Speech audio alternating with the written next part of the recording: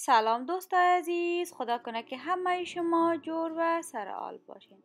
خوشحال هستم که یک بار دیگر همچنان در خدمت شما عزیزا قرار دارم با یک نوع اوسانی بسیار خوشمزه و دلخواه امگی که عبارت از بولانی گندنه می باشه. خدا کنه که خوشتان بیاید و شما همچنان آماده کنید. خب دوستای عزیز، من شروع میکنم به آماده ساختن بولانی گندنه. گندنه را قبلا شستشو کردیم، آبش خارج شده، بعدا میده میکنم. دوستای عزیز، خرد باید که میده شود. خب به می شکل من گندنه را میده میکنم. تمامش یکسان.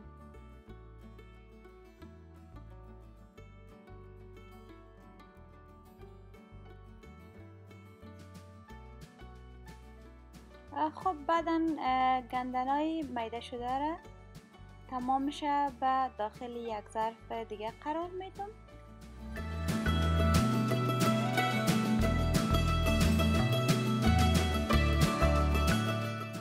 یک قاشق نمک بالایش اضافه میکنم. یک قاشق چایخوری مرچ سرخ اضافه میکنم. کمک مخلوط میسازم. بعدا 3 قاشق روغن در نظر گرفتیم بالایش اضافه میکنم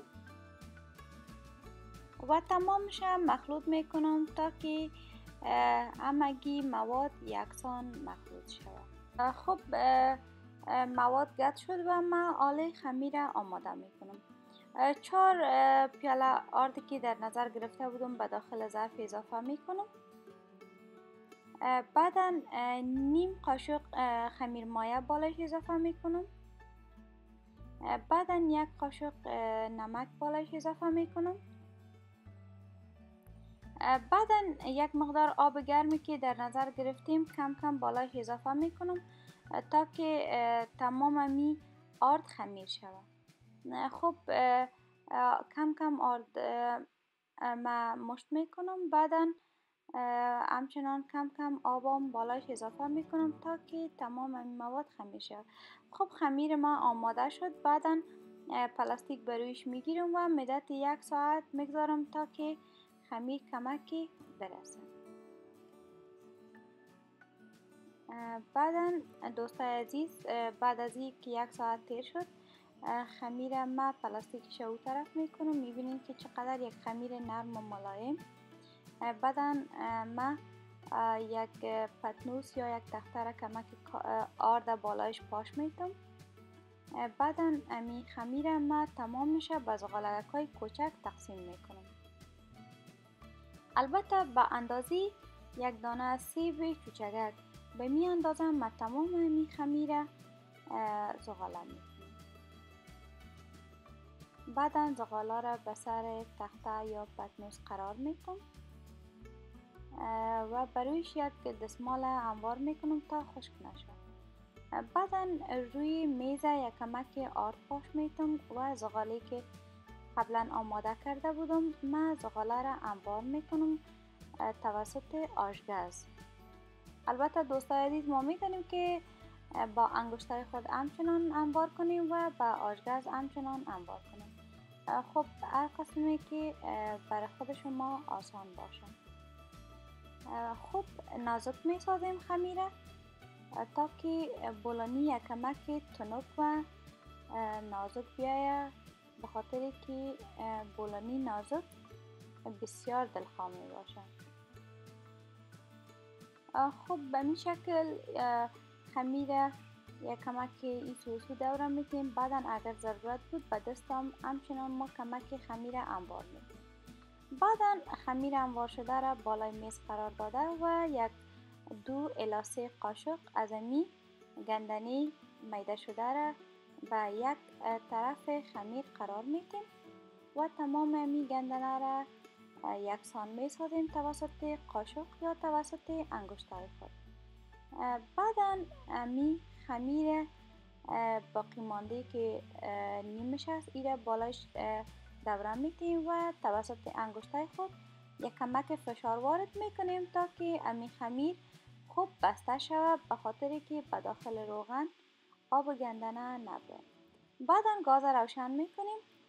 یک مایتابه یا ظرفی که در نظر گرفتیم بالاش قرار میتیم 2 الی 3 قاشق روغن بالاش اضافه میکنیم میگذاریم کمی داغ شود. بعدا بولانی آماده شده را بالای روغن قرار میدیم تا که سرخ شود.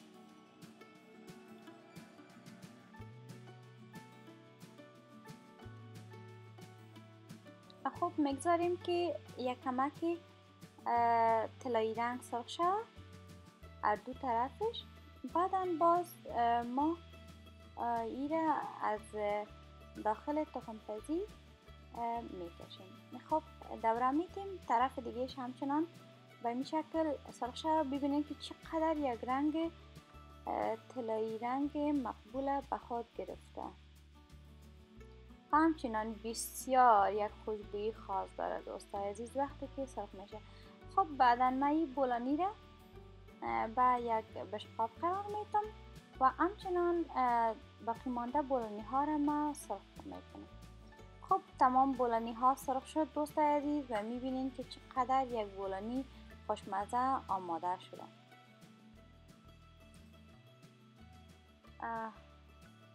و ما یک کمکی از یمی بولانی را توته میکنم میچشم که چه قسم مزهش است.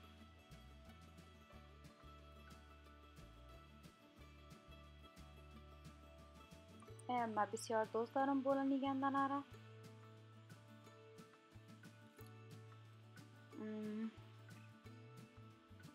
بسیار خوشمزه دوستای عزیز. خدا کنه که شما همچنان آماده کنین و نوش جان کنین. بسیار خوشمزه دوستای عزیز. خب دوستای عزیز این بود بولانی که من آماده کردم. خدا کنه که خوشتان بیاید و شما همچنان آماده کنین. تشکر از توجه همه شما. خداوند نگهدارتان. خداحافظ دوستای عزیز.